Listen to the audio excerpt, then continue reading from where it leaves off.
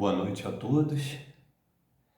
É com muita alegria, com muita honra e com muita emoção que eu me dirijo a todos vocês, meus queridos irmãos do Grupo Espírita Teresa de Jesus. Saudade, mas os tempos estão mudados, precisamos nos conscientizar das dificuldades, das congratulações, do congraçamento. Em face disso, precisamos lançar mão da tecnologia para nos dirigirmos aos irmãos tão queridos. Parabéns a todos pelo trabalho apresentado no ENEF 2021 e a gente vem acompanhando de perto com muita alegria. Bem, dito isso, o nosso objetivo nessa noite é falar sobre a parábola do semeador.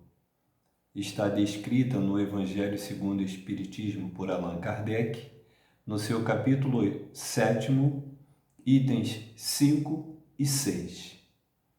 Bem, nós fizemos algumas anotações, temos um resumo e vamos tentar lançar mão desse recurso na medida em que não podemos estar presencialmente.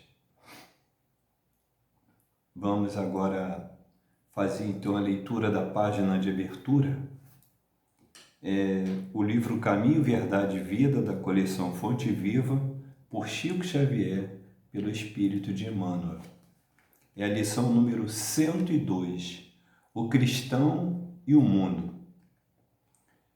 Primeiro a erva, depois a espiga e por último o grão cheio na espiga. Jesus, por Marcos, capítulo 4, versículo 28. Ninguém julgue fácil a aquisição de um título referente à elevação espiritual. O mestre recorreu sabiamente aos símbolos vivos da natureza, favorecendo-nos a compreensão. A erva está longe da espiga. A espiga permanece distanciada dos grãos maduros. Nesse capítulo, o mais forte adversário da alma que deseja seguir o Salvador é o próprio mundo. Quando o homem comum descansa nas vulgaridades, e inutilidade da existência terrestre, ninguém lhe examina os passos. Suas atitudes não interessam a quem quer que seja. Todavia, surgindo-lhe no coração a erva tenra da fé retificadora, sua vida passa a constituir objeto de curiosidade para a multidão. Milhares de olhos que o não viram quando desviado na ignorância e na indiferença, seguem-lhe agora os gestos mínimos com acentuada vigilância.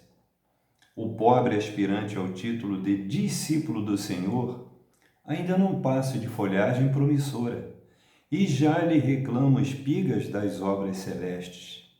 Conserva-se ainda longe da primeira penugem das asas espirituais e já se lhe exigem voos supremos sobre as misérias humanas. Muitos aprendizes desanimam e voltam para o lodo, onde os companheiros não os vejam.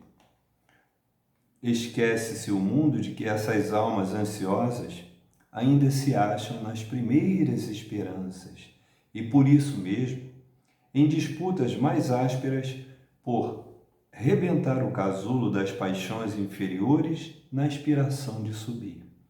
Dentro da velha ignorância que lhe é característica, a multidão só entende o homem na animalidade em que se compraz, ou então, se o companheiro pretende elevar-se, lhe exige de pronto credenciais positivas do céu, olvidando que ninguém pode trair o tempo ou enganar o espírito de sequência da natureza.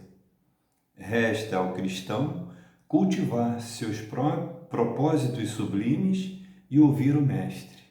Primeiro a erva, depois a espiga e, por último, o grão cheio da espiga. E assim, agradecendo por essa oportunidade de crescimento, rogamos ao Mestre Jesus, autor de tantas parábolas, tantos sermões, mas acima de tudo de tantos exemplos, que abençoe o nosso trabalho, que estejamos apostos para corresponder à expectativa do mais alto e que nessa empreitada que se nos apresenta na noite de hoje, tenhamos pleno êxito, posto que, com consciência e com sentimento de verdade, estaremos propagando a palavra, edificando a nossa obra e, acima de tudo, auxiliando no entendimento desses ensinamentos que outros espíritos iluminados já deixaram escritos para nós. Muito obrigado. Se conosco agora e sempre, graças a Deus.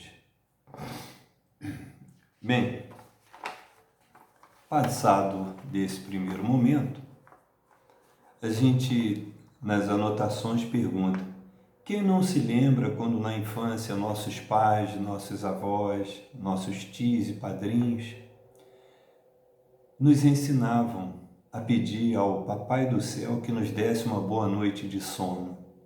E quando acordávamos assustados, envoltos em algum pesadelo, mãos pressurosas e carinhosas nos envolviam, nos abraçavam e nos acalmavam, traziam a serenidade para o pensamento e para o coração. Então, de mãos postas junto à caminha, na hora de dormir, fazíamos a nossa oração. Quando, durante o dia, precisávamos de alguma orientação que fosse mais complexa, na nossa infância nós recebíamos, então, de bom grado aquelas historinhas envolvendo animais, por exemplo, a fábula, da cigarra e da formiga. Então, isso era uma forma de transmitir até nós, fazer chegar até nós as lições morais. Então, essa fábula nos envolvia e nos acalentava, mostrando para nós o caminho que Deus esperava. Mais tarde, a gente começou a perguntar, e a parábola? Começamos a ler, a entender. E, nesse sentido, nós fomos descobrir que é uma comparação desenvolvida em pequeno conto, no qual se encerra uma verdade, um ensinamento de forma velada. Isso está nos dicionários. E agora que nós crescemos, a parábola nos obriga a refletir, porque hoje nós é que temos que passar para os mais novos, aqueles em tenra idade, as lições que estão em nossa memória, trazendo com carinho a lembrança de tantos que já se foram e que nos auxiliaram nos primeiros passos dessa caminhada maravilhosa que se chama vida. Bem, dito isso, verificamos que na esteira do tempo passamos pelos reinos mineral, vegetal, animal, hominal e estamos sonhando com o reino angelical. Então, nesse estágio e nesse planeta, as experiências vão se acumulando e à medida em que evoluímos, com ascensão e quedas, aperfeiçoamos a ideia de nós mesmos e do universo diante do Criador. Saindo então da adoração aos totens, que eram erigidos junto aos agrupamentos, às aldeias, em que se prestava culto e homenagem a animais, a elementos da natureza, a antepassados, nós começamos a entrar na trilogia chinesa, na trilogia hindu, e passamos pelo judaísmo, incursionamos pela cultura greco-romana, isso para falar nas primeiras e maiores ramificações voltadas para o mais alto. Então aqui e acolá nos defrontamos com dogmas, castigos, indulgências, penitências, regras trazidas por espíritos encarnados tanto quanto nós, mas que investidos daquele chamado poder de Deus sobre a terra. Séculos e séculos de tiranias, conspirações, conquistas, sofrimentos, decepções, desilusões, tornaram a todos nós vítimas e algozes, nos alternando e nesse ir e vir em trevas e luz. Ora aqui, ora no umbral, ora no abismo, mas sempre com a ideia acalentada de evolução. É inato, faz parte da nossa natureza desde a nossa criação. E na tentativa, então, de conter esses excessos, nós passamos pela lei de Talião, pelo Código de Hammurabi, passamos pelo Velho Testamento, incluindo os 10 mandamentos, e chegamos ao Novo Testamento, trazidos a partir da passagem de Jesus na Terra, que se encarregou de trazer essa semente, que é a razão da parábola de hoje. Tudo isso na medida em que nós caminhamos abusando de todos os excessos, todas as oportunidades de pecar e olvidando a maravilhosa lei de Deus. Bem, nessa luta contínua pelo poder, pelo domínio, passamos por vários impérios, dinastias, mas chama especial atenção o poder emanado a partir de Roma, que com seus exércitos, comandados pelo general Pompeu, no ano de 64 a.C., chegou até a Palestina, estendendo os poderes a todo o mundo conhecido até então, e espalhando e espraiando, e ao passo que levavam desenvolvimento, progresso, novas ideias, a extrapolação até das atividades de comércio, transporte, navegação, também vinham as perseguições, a cobrança de impostos, a filosofia pagã, posto que não acreditavam nesse Deus, e os hebreus eram um daqueles povos eleitos que criam num Deus único. Eles já haviam avançado. Roma era politeísta, eram 14 deuses, e o principal deles era Júpiter. A Grécia, também politeísta, 13 deuses, o principal era Zeus. E nessa cultura greco-romana, o único deus comum às duas culturas era o deus Apolo, responsável por conduzir a carruagem que levava o sol desde o zênite até o arrebol, né? Da aurora no amanhecer, o zênite às 12 horas e o arrebol ao final do dia. Então, tudo isso foi aproveitado pelos romanos, que adaptaram essa cultura grega aos seus costumes, assimilando sempre como faziam com todos os povos conquistados. Mas com relação à Palestina, não foi bem assim. E nesse diapasão, o Império Romano, de fato, só começou a existir a partir da assunção do seu primeiro imperador, que era Otávio Augusto, no ano de 27 a.C. E Roma, então, conheceu uma expansão que nunca havia experimentado antes em todos os sentidos, mas o principal foi um período em que as guerras se amainaram.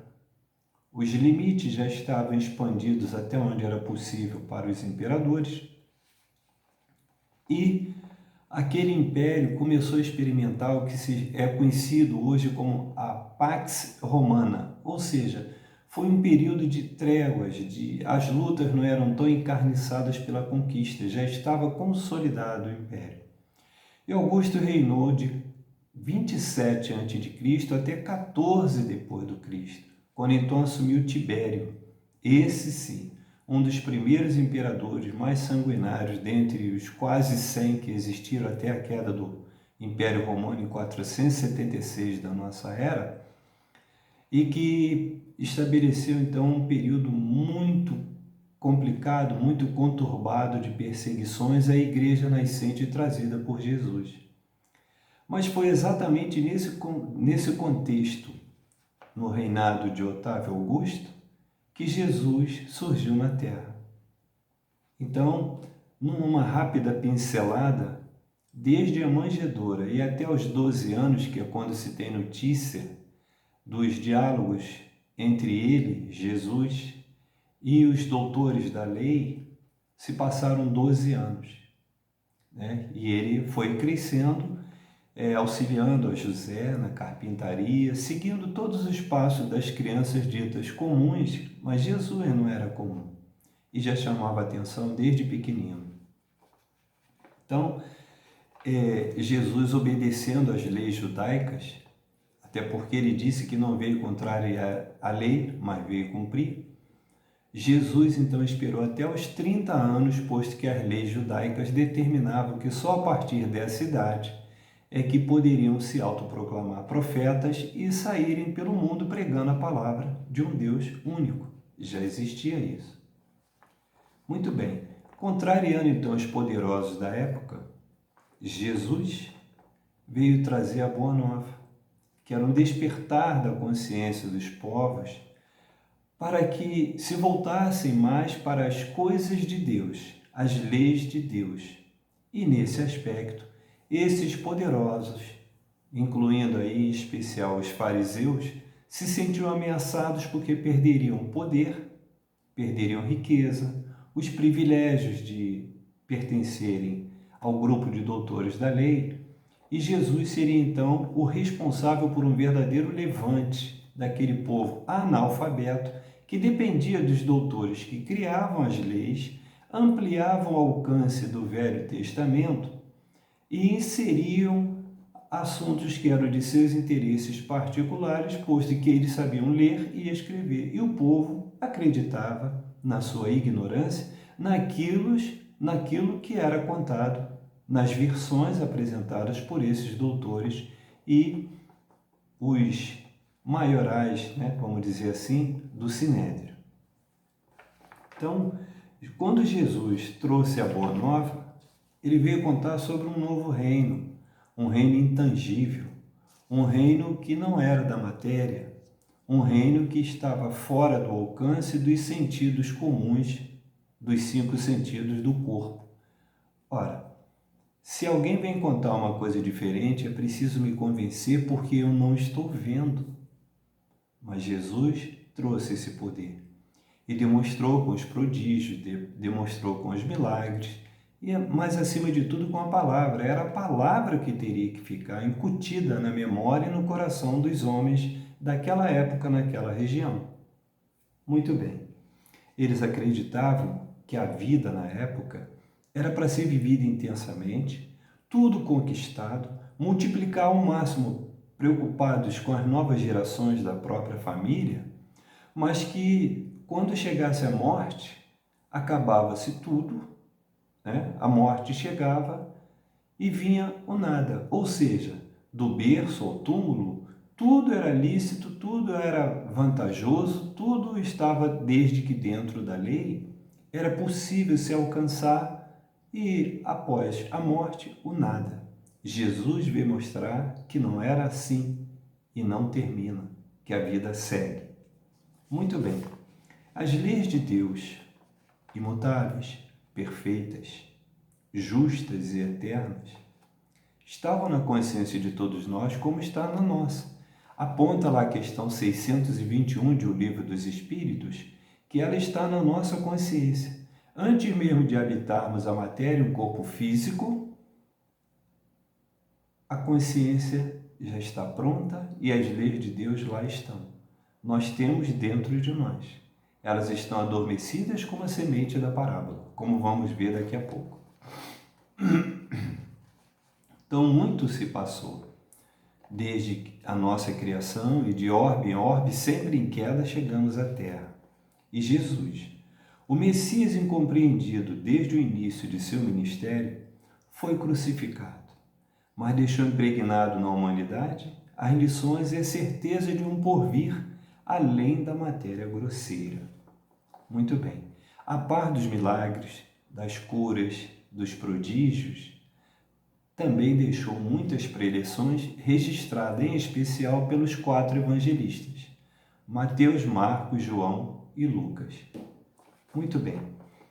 Para começar, as margens do lago de Genezaré, lago de Tiberíades ou mar da Galileia, são três nomes para o mesmo acidente geográfico.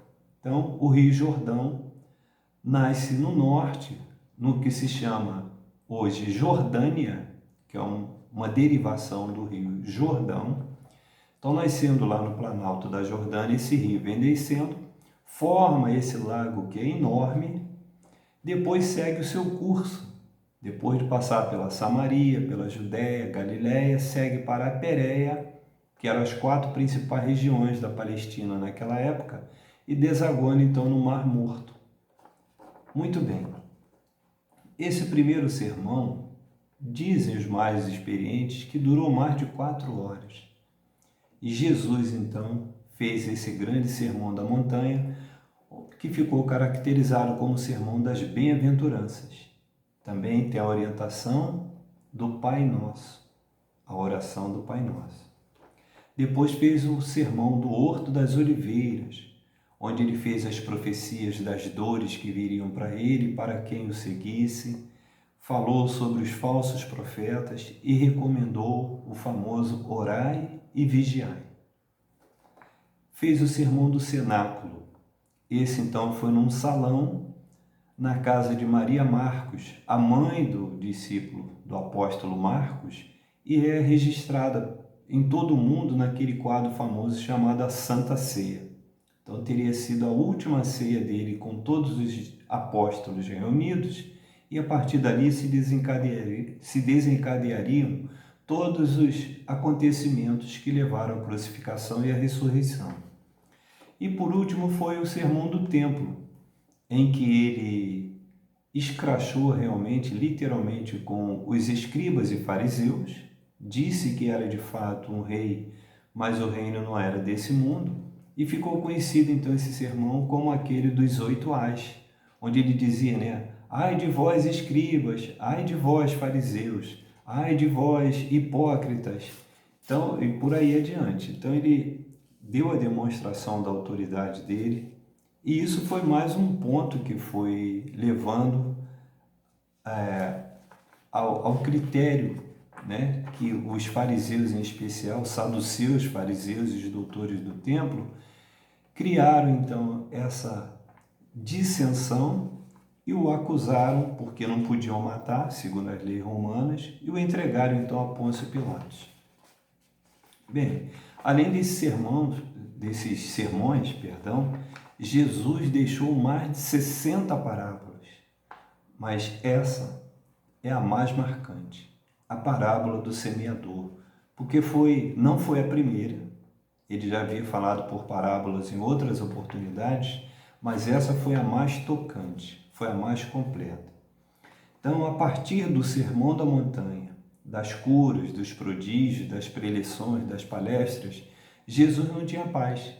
Onde quer que fosse, já tornado celebridade, o povo acorria e não o deixava realmente em paz. Todos queriam tocá-lo, queriam ouvir, queriam as curas para os seus males do próprio corpo, sem se importar, no entanto, com as mensagens que ele trazia.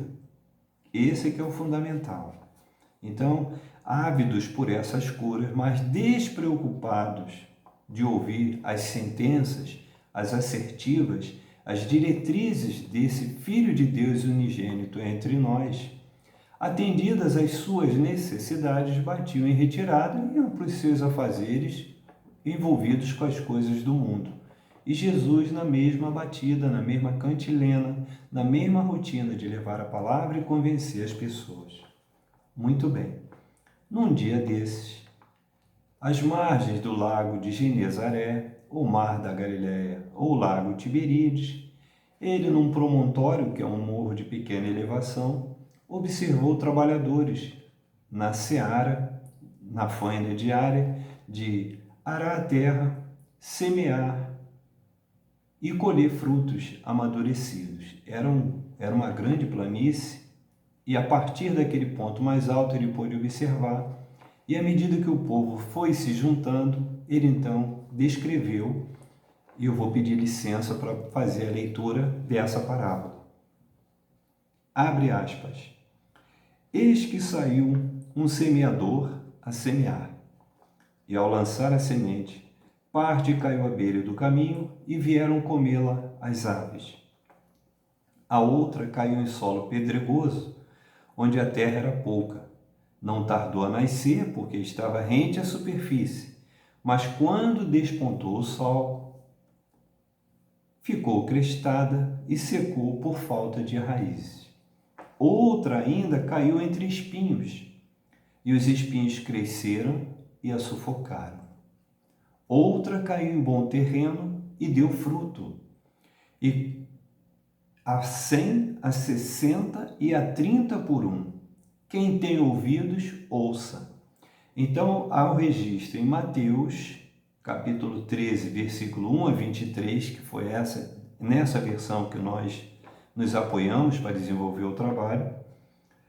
Está registrado em Marcos, no capítulo 4, versículos 3 a 9, e também no Evangelho de Lucas, capítulo 8, versículos 4 a 8. Há também uma versão atribuída a Tomé, mas que não vem ao caso no momento, porque nós vamos nos deter nessa versão apresentada por Mateus. Pois bem, nessa parábola, o semeador é Jesus.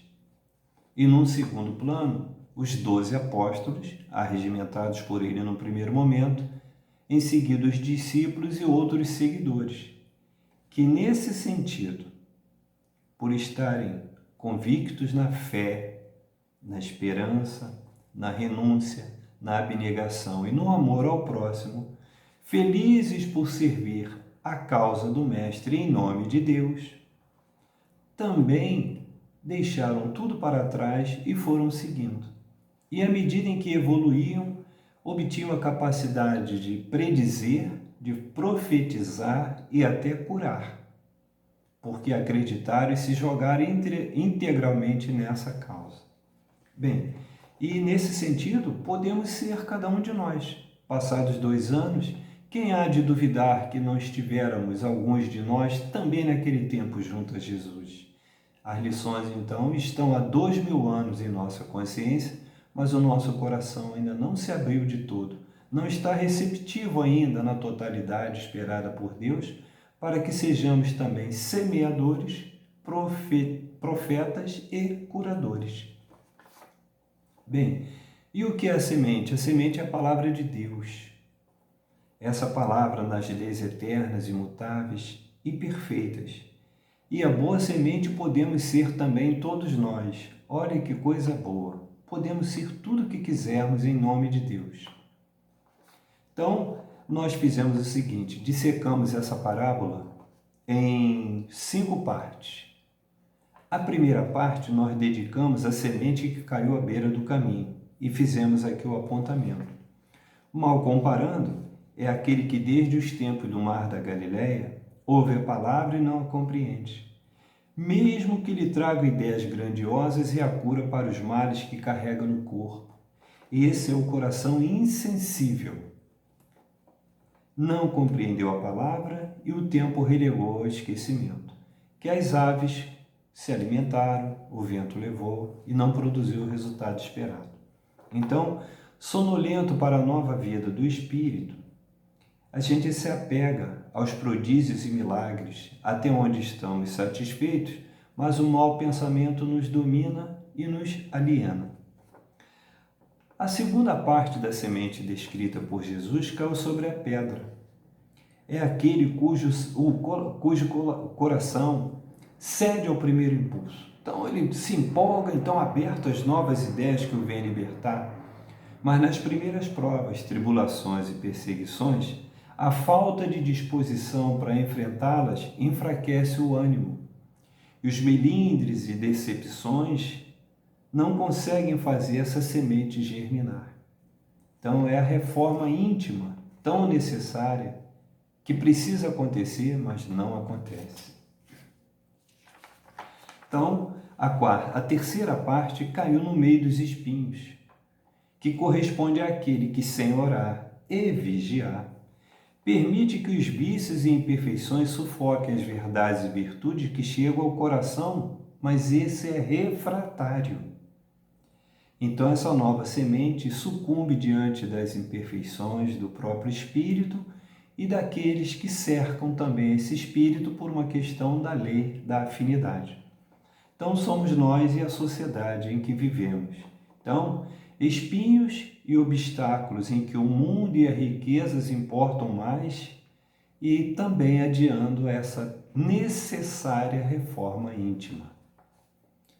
E, por último, a quarta parte da semente, que caiu na boa terra, que corresponde àquele que recebe a palavra, escuta e compreende. Com coragem e boa vontade, ora, vigia, e removendo o egoísmo e o orgulho do coração, que passa a ser puro, leva a palavra semente e edifica a obra que dele se espera. Então, com humildade e perseverança, se compromete com a causa do Cristo e evolui de verdade, porque é isso que Deus espera. Está descrito lá nas questões 101 a 113 de O Livro dos Espíritos. Estamos, a mão do coração, a mão esquerda, reino mineral, reino vegetal, reino animal, reino hominal. Nós estamos aqui, sonhando com o reino angelical ou angelitude. Mas nós estamos aqui no hominal na questão 101, rodando em círculos, encarnação após encarnação.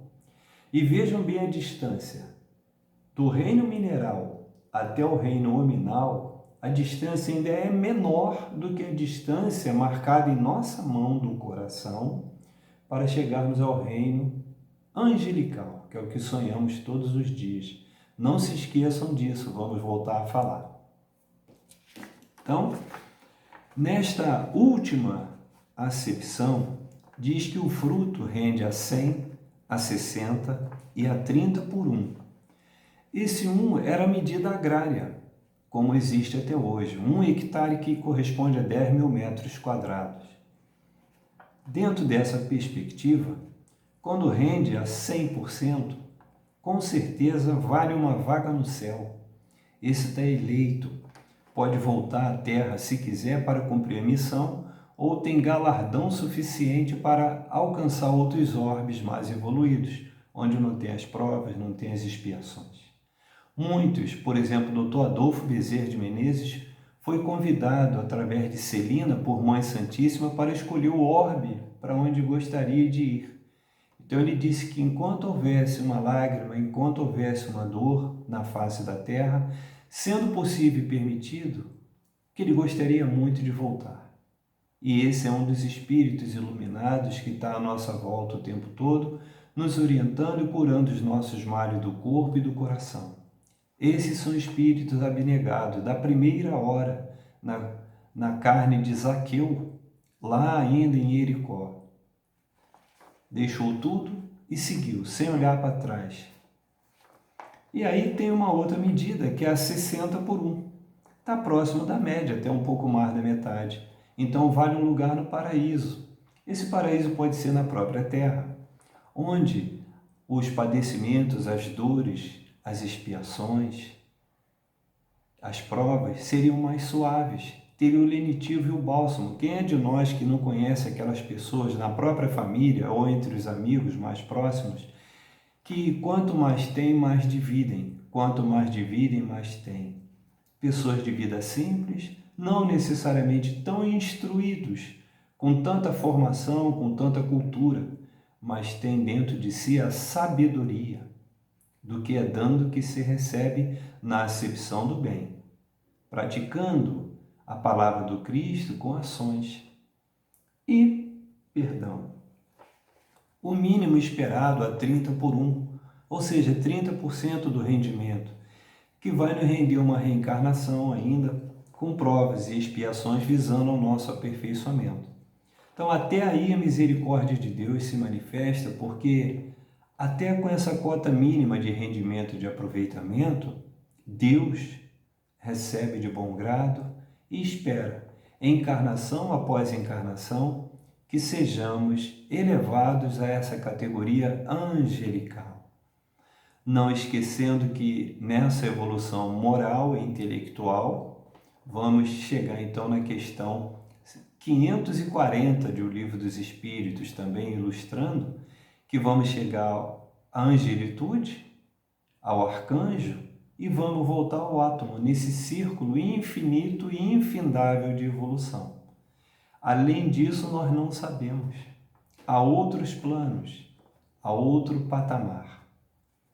Bem, então cada espírito reencarnado tem essa possibilidade de render a 100, render a 60, render a 30.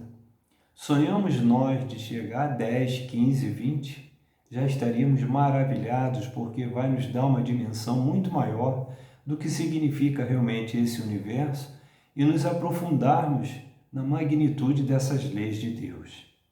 Então, como disse Jesus através de João no capítulo 14, versículos 1 a 3, abre aspas, há muitas moradas na casa de meu Pai, fecha aspas. Nessa acepção, essas moradas equivalem às várias gradações onde o espírito pode ficar na erraticidade, sempre estudando, trabalhando, evoluindo. Esse é o mérito. Mas, via de regra, quando saímos daqui através da desencarnação, nós somos recolhidos aos hospitais porque estamos muito adoentados. Doenças adquiridas pela nossa própria atitude, pelo nosso comportamento e pela forma recalcitrante de não aceitar essa palavra de Deus, incutir em nosso pensamento e fazermos mais e mais e mais. Já fazemos bastante, já compreendemos parte da palavra, já auxiliamos onde podemos, mas ainda precisamos de muita ajuda para evoluir, porque temos que extirpar de vez do nosso coração o egoísmo e o orgulho. Bem, e por que o coração, né? Então nós fizemos outro apontamento aqui. Nas 4 situações onde a semente caiu, o traço comum é o coração do homem, que vai desde o insensível, passando pelo inseguro, pelo refratário e até chegar àquele coração receptivo, coração puro. E por que esse coração? É simples. Porque durante a gestação, o primeiro órgão a se desenvolver é o coração, porque ele é essencial para o sistema cardiovascular, que vai cuidar da nutrição, do oxigênio, eliminação do gás carbônico, porque ainda não tem o pulmão formado, e também dos restos metabólicos, tudo aquilo que não serve para aquele organismo dentro do líquido amniótico na bolsa da mãe maravilhosa que nos acolheu e nos recebeu para dar uma nova oportunidade, tem tudo que nós precisamos. Então esse líquido amniótico mantém a pressão atmosférica, né, estável, nos alimenta, nos protege de choques que são amortecidos, né, vários impactos ao longo desses 9 meses, até que somos trazidos ao mundo. E a ciência comprova que a partir do 15º e o 20º dia já da fecundação, há batidas do coração que ainda não tem aquela formação que nós nos acostumamos, nós conhecemos, né? É um tubo, mas mesmo assim ele cumpre a função dele. E a partir da 5ª semana, através de ultrassom, já se ouve as batidas. Claro que a ciência vai evoluindo, esses números serão sempre alterados e satisfazendo sempre a nossa ansiedade e a curiosidade de saber e de ouvir esse coraçãozinho batendo. É claro que eu não tenho a formação na medicina, não tenho o conhecimento necessário para falar tanto mais de um órgão tão nobre, mas fui buscar na internet, no provedor UOL, numa página publicada pelo cardiologista Dr. Paulo Chacur, que tem a data de 17 de fevereiro de 2019, quando foi publicada. Quer dizer, 2 anos que essa página está à disposição, de uma forma simples, objetiva, nos mostrando a nobreza que envolve esse órgão tão precioso para nós. Então, embora no crânio estejam os instrumentos necessários ao desenvolvimento do intelecto com a aptidão para aprender, avaliar, racionalizar e assimilar o conhecimento, é o coração que bate compassivamente, alimentando a circulação da vida em cada corpo, que simboliza, aos olhos do Criador, os sentimentos nobres da gratidão e da caridade, que é a única forma de realmente evoluirmos naquilo que se espera de nós.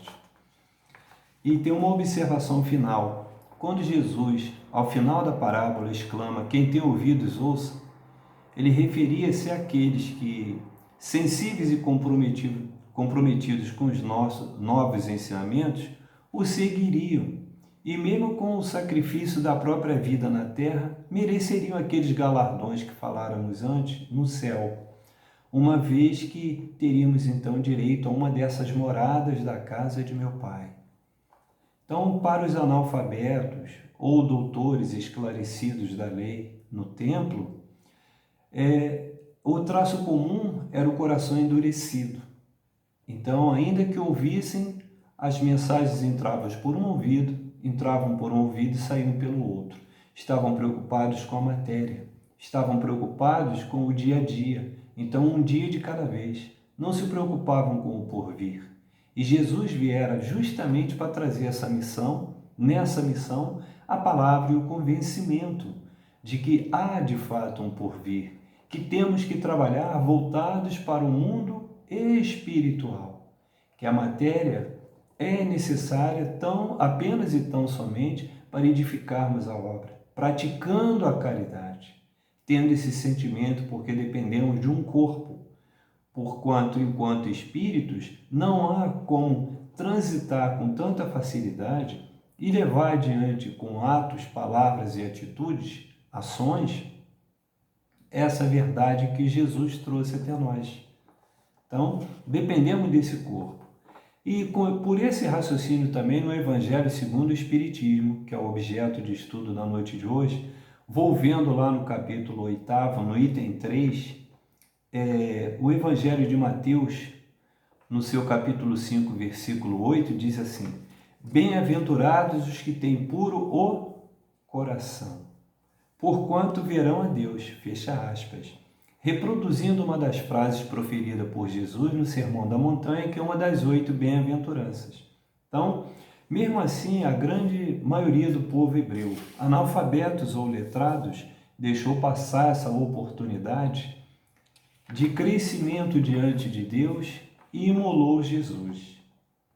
Imagine-se quanto estão pagando e penando em face desses atos e de tudo isso que fizeram Jesus passar. Mas estava escrito, porque disso ele tudo sabia, inclusive Judas.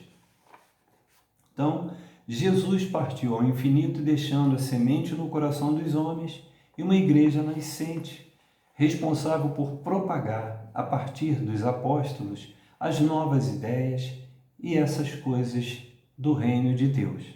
Bem, ela arrebatou corações, se propagou e foi perseguida.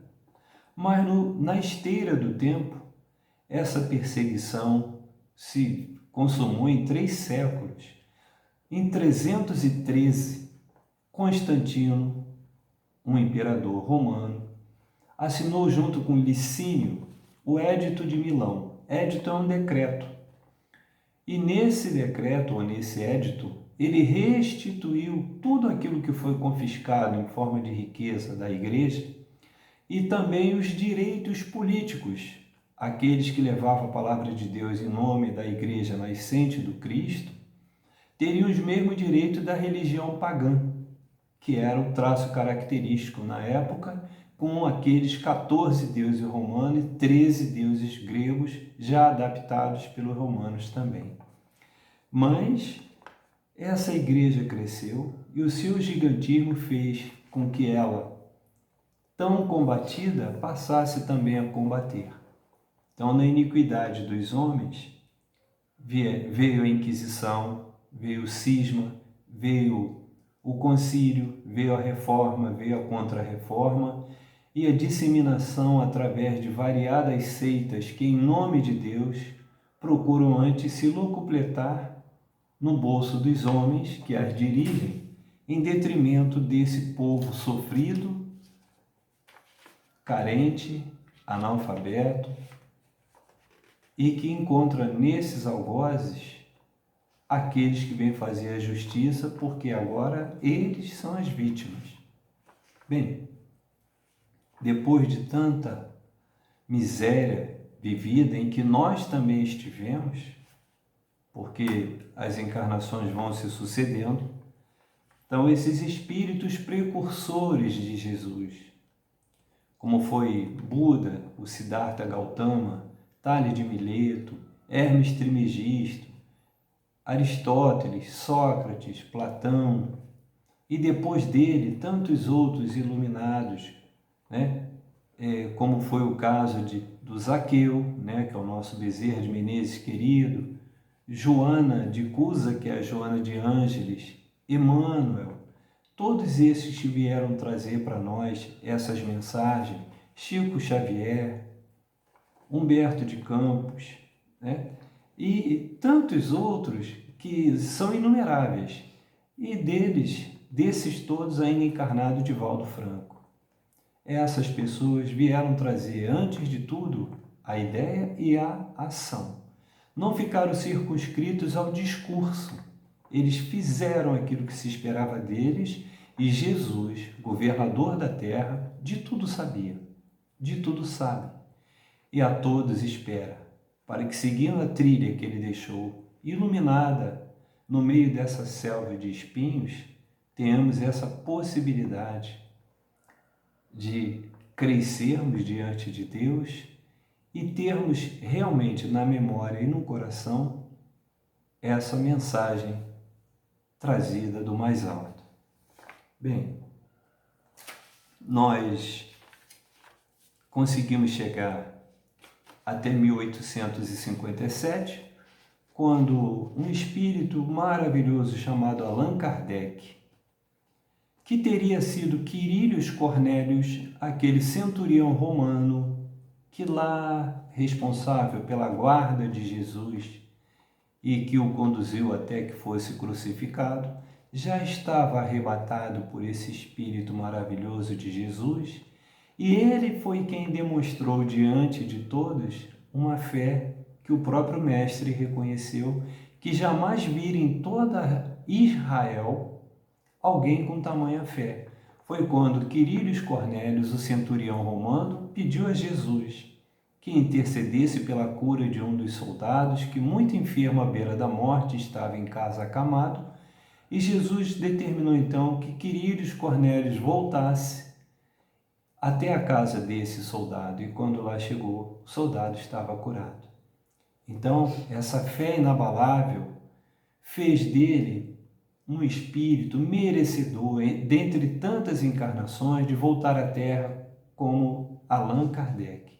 Ele não criou nada, ele não determinou nada, ele apenas, na condição de professor, de pesquisador, na alta sociedade de Paris, reconhecido à época como tal, levasse a efeito as suas buscas, a sua curiosidade, a sua necessidade de se certificar com a ciência e com a filosofia de que aquela não era uma religião, mas uma doutrina firme no propósito de disseminar as ideias do Mestre em nome de Deus na Terra, e então elaborou, apenas sistematizou e codificou as perguntas dele próprio e de tantos outros que chegaram. Então ele organizou, tanto que o livro é o Livro dos Espíritos. É essa verdade, esse Consolador prometido, que Jesus fez chegar até nós, e se a igreja nascente da época de Jesus cresceu a ponto de se desintegrar pelo seu próprio gigantismo, hoje a doutrina espírita faz o papel de agregar. Quem de nós já não passou por 2, 3, 4 experiências de religiões só nessa existência? Quantos de nós contemplou os familiares, amigos, os mais próximos, praticando outro tipo de religião, e nós fomos levados desde pequeno, porque nós fomos batizados numa igreja católica, muitos de nós fomos crismados, fizemos primeira comunhão, casamos numa igreja católica, seguimos, assistimos a tantas missas, mas buscávamos uma coisa que nos trouxesse de forma mais palatável, de uma forma mais direta, essa verdade de Deus. E encontramos nessa doutrina espírita o refrigério para isso. Então, nesse compêndio, nessa fórmula que encontramos, ela está pronta para nós, mas ela é modificável todos os dias porque depende da nossa interpretação. A cada leitura das obras da codificação, temos uma interpretação diferente. E nesse aspecto, vamos seguindo sempre adiante com o objetivo de evoluir. Então, aproveitemos essa oportunidade que se nos é ofertada. Abdiquemos dos vícios em favor das virtudes, que nos trarão a firme convicção dessa verdade esquecida, mas que habita dentro de nós desde sempre. E chegando aqui a esse finalzinho, Allan Kardec, também no Evangelho segundo o Espiritismo, no capítulo 6, item 5, se reporta ao Espírito da Verdade, que se manifestou em Paris no ano de 1860, e eu vou pedir licença a vocês para fecharmos só esse entendimento aqui. Abre aspas. Espíritas, amai-vos, eis o primeiro ensinamento. Instruí-vos, eis o segundo. Todas as verdades são encontradas no cristianismo. Os erros que nele criaram raiz são de origem humana. E eis que, além do túmulo em que acreditávamos o nada, como disséramos lá no início, vozes vêm clamar-vos. Irmãos, nada perece. Jesus Cristo é o vencedor do mal. Sede os vencedores da impiedade. Fecha aspas. Então, creio, meus queridos irmãos, Mateus, ao retratar o Sermão da Montanha no seu Evangelho, no capítulo 5, versículos 13 e 14, reproduziu o que dissera Jesus Cristo. No versículo 13, vós sois o sal da terra. No versículo 14, vós sois a luz, versículo 14, vós sois a luz do mundo. Então, que o nosso comprometimento com Jesus faça aflorar essa virtude em todos os corações, com a nobreza da gratidão e da caridade, em eterno louvor ao Criador, para que nosso livre-arbítrio, diante da lei de causa e efeito, nos traga um porvir de luz e paz. Perdão. Licença só para beber um golinho d'água.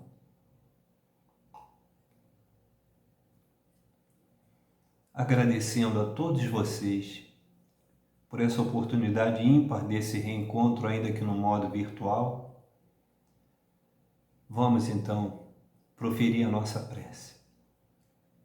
Mestre Jesus, mais um estudo realizado, mais uma reflexão em torno das vossas palavras. Que elas se mantenham na nossa consciência, incutidas na nossa criação, e que brilhem, que seja o tempero da terra no sal que somos, levando de dentro do coração, promovendo essa reforma íntima e cultivando o amor, a fraternidade, a caridade, a solidariedade, a busca do conhecimento, mas, acima de tudo, a prática do bem, edificando a nossa obra nessa certeza de um mundo maravilhoso que está à nossa espera. Sejamos nós, navegantes do reino mineral, vegetal, animal e hominal, divinos aspirantes ao reino angelical, mais próximos de Ti, ainda na terra. Envolva-nos, Senhor, nessa hora infinita de amor e promove em todos nós as assertivas, traz a luz, aumenta a luminosidade e o brilho daquilo que nós temos dentro de nós, para que manifestemos com o nosso livre-arbítrio e a nossa vontade de evoluir todo esse amor que nos destes o exemplo de forma tão abnegada. Sê conosco agora e sempre, Senhor. Graças a Deus. Agradecendo a todos vocês, em especial a querida irmã Dalva, que fez o contato, prodigalizou essa oportunidade, como tem feito aí no ENEF, com esse maravilhoso Carlinhos Conceição. O nosso muito obrigado.